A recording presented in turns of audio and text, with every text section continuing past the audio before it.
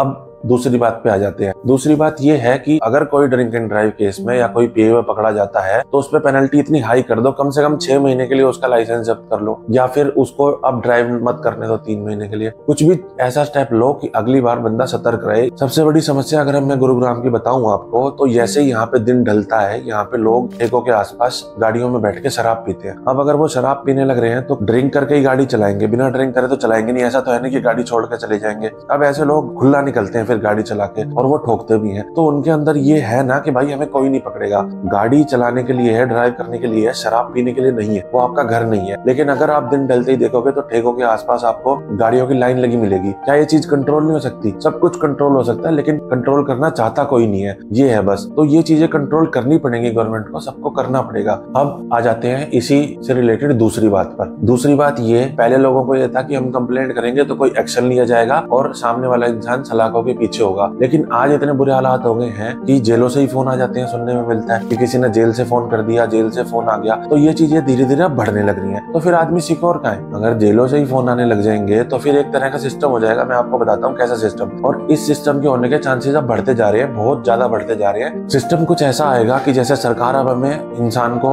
Normal people को, middle class या lower middle class को, उनका खून चूस चूस के थक चुकी है। टैक्सेस के थ्रू हर चीज पे टैक्स लग गया, सारे टैक्स के थ्रू जितना पैसा खींच सकते थे खींच लिया, नोटबंदी के थ्रू जितना पैसा खींच सकते थे खींच लिया, ठीक है। चलान इतनी जरा जरा सी ओवर स्पीडिंग पे चलान कट जाते हैं, जरा जरा सी बातों पे चलान कट जाते हैं, खींच लिया। तो अब क्या होगा? सरकार जब बिल्कुल ये सोच चुकी है कि भाई अब हम पब्लिक से जितना पैसा खींच सकते थे खींच लिया, तो अब क्या होगा कि पैरेलल ही ना गुंडों की वो चलेगी। जैसे कि एक तरफ सरकार चल रही है 50% और 50% गुंडों का चलेगा कि भाई हमें 2 से 3% दो तभी तुम सेफ हो, वरना तुम्हें मार देंगे।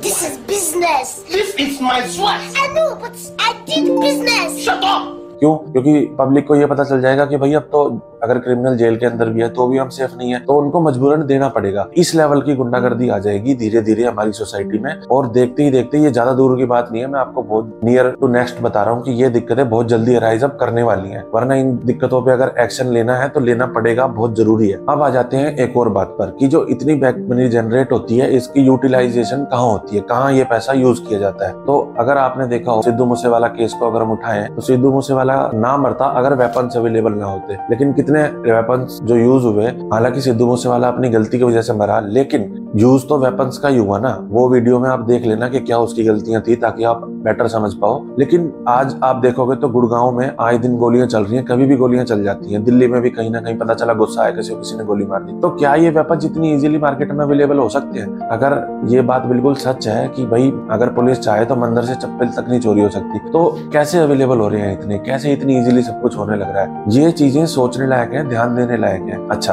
अब इस चीज का हवाला ये देके किया जाता है कि भाई स्टाफ कम है। अगर स्टाफ कम है तो हमारे बच्चों के पास तो नौकरियां ही नहीं है। हमारे पॉलिटिशियन ना सत्ता प्रेमी है, ये जब वैकेंसी निकालते हैं जब इलेक्शन आने वाले होते हैं, और हम लोग इतने बेवकूफ हैं कि उस टाइम भी ये नहीं सोचते कि ये कितने घटिया किस्म के लोग हैं जो इलेक्शन आते ही निकालने लग रहे हैं वैकेंसी। जैसे ये वैकेंसी निकाले उसी टाइम सोच लो कि इनको वोट देना ही नहीं है, इनको बर्बाद कर दो। वैकेंसी की हमारे यहाँ इतनी ज्यादा जरूरत है, हर जगह स्टाफ कम है, हर जगह भागा दौड़ी है, लेकिन सरकार को कोई इस चीज से लेना देना नहीं है कि दनादन वैकेंसी निकालें। अब आ जाती है पैसे की बात। अगर कोई ये सोचता है कि हम पैसा कहाँ से देंगे, तो ये सिर्फ मिथ है। हिंदुस्तान की जनता को बेवकूफ बनाया जा रहा है कि हमारे पास पैसा नहीं है। अगर हमें 100 रुपए की जरूरत है ना, हमारे पास 1000 रुपए है, ये चीज बिल्कुल जग जाहिर है। लेकिन अगर आप सारा पैसा ब्लैक में घुसाओगे और 2 नंबर के कामों में घुसाओगे तो वो निकलेगा कहाँ से? बस ये है कि दबा पड़ा है, कोई निकालने वाला चाहिए। निकाल दोगे ना तो इतना पैसा है कि कोई गरीब नहीं रहेगा इस देश में। अगर ऐसे इंसिडेंट्स बढ़ते रहे कि लोग शराब पी के घूम रहे हैं, कहीं टैक्सी चला रहे हैं, कुछ कर रहे हैं, कोई कहीं घूम रहा है, कोई कहीं ठोक रहा है, कोई कहीं ठोक रहा है, और वो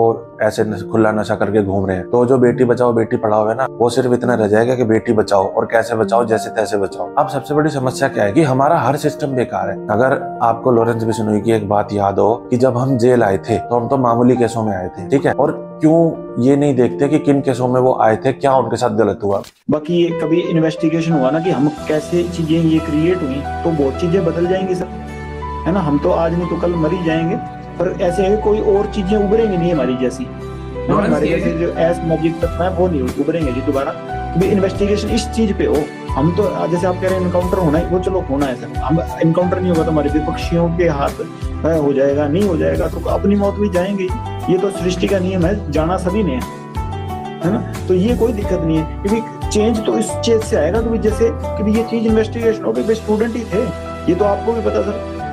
की हुई कैसे चीजें। कोई भी इंसान जेल में रह के खुश नहीं होता। आज भले ही कुछ लोग कह देते हो कि जेल में चले जाएंगे, यूं रहेंगे, जेल में जाने के बाद ना अच्छा फरने का ना हाथ पैर जोड़ने लग जाता है घर वालों से कि हमें किसी तरह निकाल लो, चाहे कुछ भी करवा लो। क्या जेलों को इसी तरह का होना चाहिए था जैसे हमारे जेल है? जेलों का ऐसा नहीं होना चाहिए था। पहली बात तो हमें किसी को भी मारने का हक नहीं है। दूसरी बात, अगर किसी का जीवन खराब है, अगर मैं आपको ये चीज लिख के दे सकता हूँ कि अगर 100 लोग जेल में जा रहे हैं कुछ छोटा मोटा क्राइम करके या कुछ करके गलती करके, तो उनमें से 90 को हम ये समझा सकते हैं और उनको वापस ला सकते हैं कि जीवन कितना सुंदर है, कितना अच्छा है बाहर, और कैसे उसको आप लाइफ को बेटर बना सकते हो दोबारा से एक नया जीवन शुरू करके। क्योंकि किसी को भी इतनी बुरी सजा देने का या इतने हालात उसके लिए खराब करने का हमारा कोई नहीं बनता। हमें ये चीज करनी चाहिए। इतने रिटायर्ड टीचर हमारे पास होते हैं, स्कूल के, कॉलेजेस के, इतने ऋषि मुनि महाराज हमारे पास हैं, इतने लोग हमारे पास हैं कि अगर हम जेल जाएं और वहाँ के हालातों को सुधारें और वहाँ पे ये करें कि भाई एक रूटीन और एक डिसिप्लिन लाइफ शुरू कर दो। सुबह 5 बजे उठना, भागना, दौड़ना, खाना, प्राणायाम, योगा करना, स्वच्छ शाकाहारी खाना खाना, तो मैं लिख के दे सकता हूँ कि जीवन सुधर सकता है। लेकिन आपको पता है, हम डायरेक्टली तो ये कह नहीं सकते, लेकिन सबको पता है कि जेलों के हालात खराब है। तो क्यों एक बार रिसर्च नहीं होती, क्यों एक बार न्यूज वाले या कोई भी जाके पता नहीं करते कि क्या हालात है अंदर, क्या हुआ था, वो किस केस में अंदर आए थे, क्या उनके साथ बात बनी थी, या जो नए क्रिमिनल आ रहे हैं उनको कैसे हम बेटर लाइफ दे सकते हैं, कैसे सब कुछ ठीक कर सकते हैं, जेलों में क्या ठीक हो सकता है, कैसे नहीं।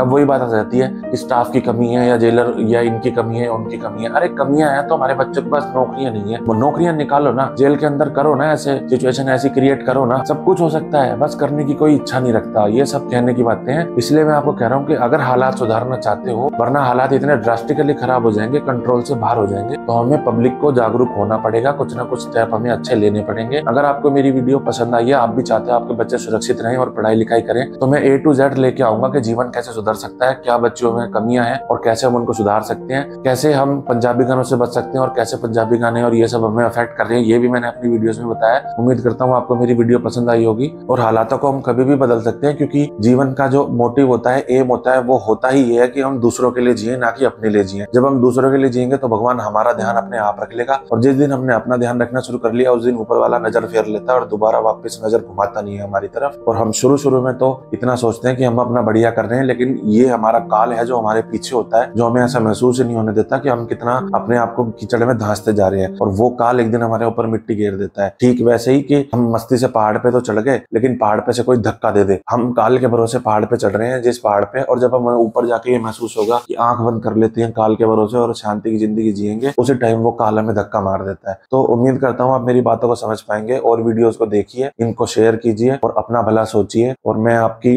पूरी हेल्प करूंगा।